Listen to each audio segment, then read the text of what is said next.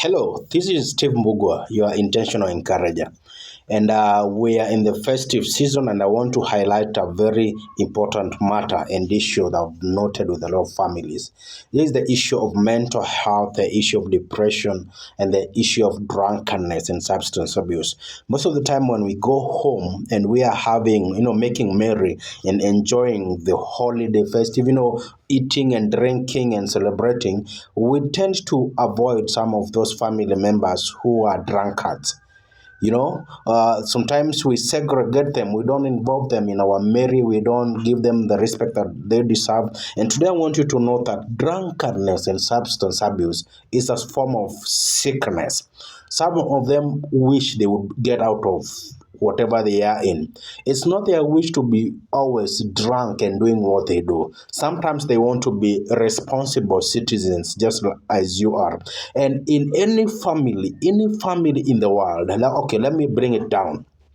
Any family in Kenya, there is always that one person who looks different, who is careless with their life, or who is, taken by drugs and substance abuse. The same way every family has felt the effect of cancer. Every family has that one uncle, that one brother, that one father, or that one cousin who is into drugs and substance abuse, and they are in a situation where they are desperately in need of help. So as we enjoy this holiday, let's remember them, let's appreciate them, just give them hope, love them, hug them, buy them gifts, give them a token, and always tell them you're good enough. We love you, we celebrate you, and we know you have a great future. Show them the love, involve them in decision making, listen to them, help them also as you give counsel to other people, listen to the point of view. For example, let's say it's your father.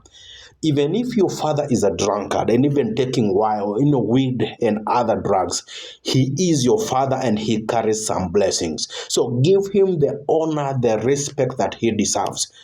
Even if he's drunk, he can say, may God bless you, may it be well with you, and so it shall be. If you honor that authority, you cannot benefit from an authority that you don't recognize. If you recognize the authority over that drunk uncle or over that drunk father, and you recognize and honor it, if that person says you're blessed, it shall be well with you, you can take it to the bank.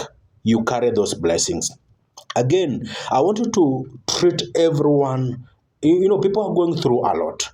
Some of the people you are used to, your cousins, your uncles, your brothers and sisters, you realize either they are quiet, either they are behaving in a way you're not used to, maybe that personality. People are going through a lot. The issue of mental health, depression, stress, maybe triggered by family issues, triggered by, employment, business, economy, and all that. Let's learn to tolerate one another. When you see that quiet, that brother or sister who is quiet, is avoiding a lot of discussion, just bring them closer. Let them open up. Try to bring issues and discussions in your family that will help create a haven where people will open up. Ask about, parenthood. How are your kids? How are your teenagers? How is your husband? How is your wife?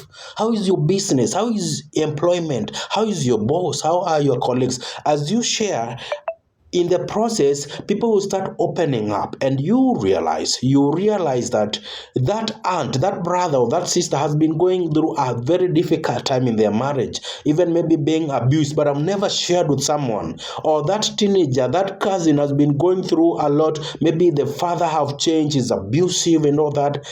I would encourage us to create an open haven, as an open space where people can share and open up. During this festive season, as families, let's be deliberate, let's be intentional of handling the issue of depression, the issue of stress, because people are going through a lot.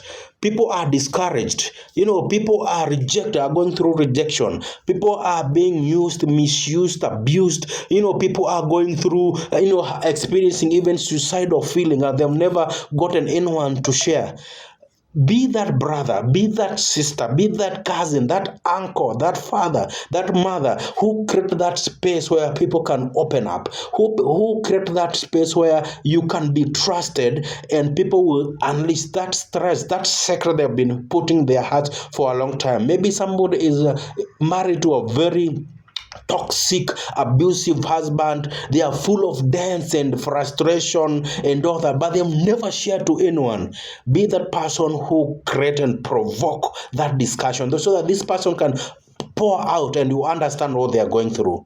My friends, as we enjoy this festive season, let's avoid these things. Avoid body shaming. Avoid insults. Avoid them looking upon those people who are in different phases of their lives. I want to know that some of the people we have in our family, some are in the sowing or planting season.